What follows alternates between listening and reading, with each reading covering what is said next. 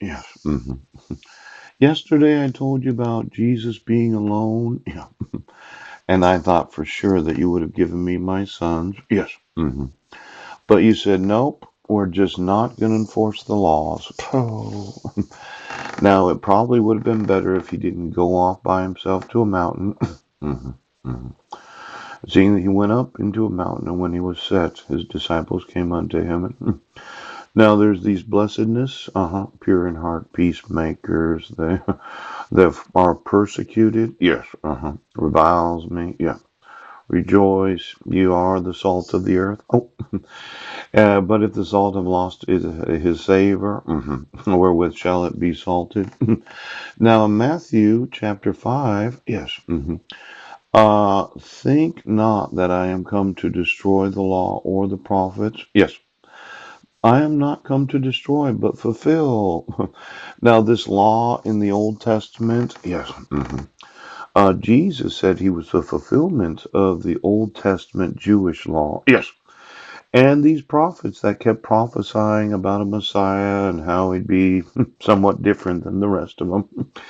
Now, I'm no Messiah, I'll tell you that. In fact, last night I was thinking about massaging the naked bodies of very large breasted women that like aromatherapy in the actual massage.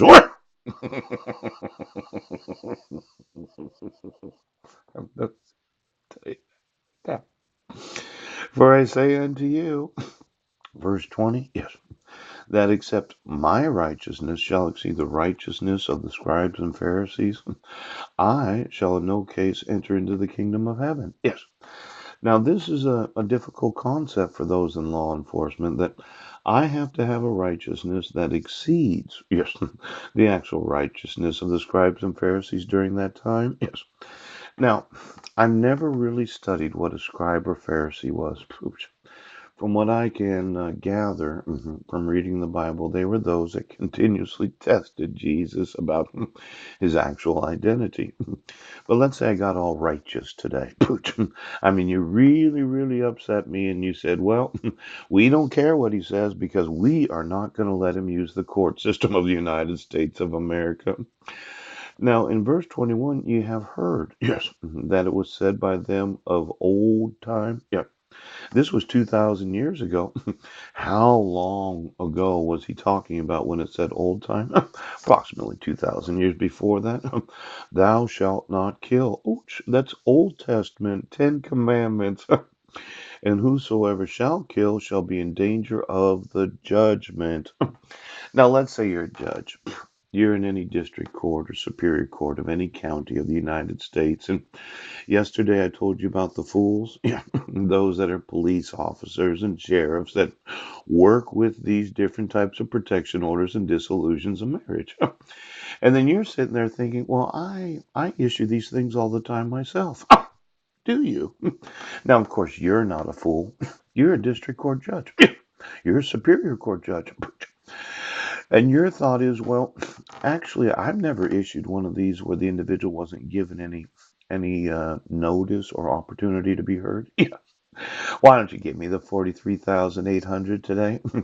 Now, you could be in danger of the judgment. Poop. I would never call a judge a fool. I'd call a cop a fool. Yes, he would. I'd call a sheriff a fool.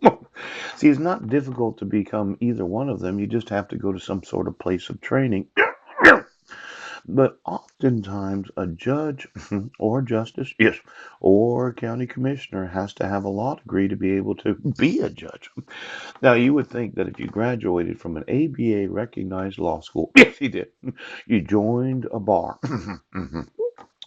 You got yourself a bar membership so that you had an attorney oath. Yes.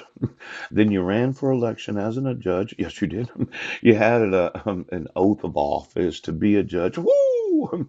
And you thought, no, this doesn't look like anything I've issued myself. See, quite often judges don't allow for the employees of the court to use forgeries to issue court orders. And they do require proof of service before having court hearings. Yes.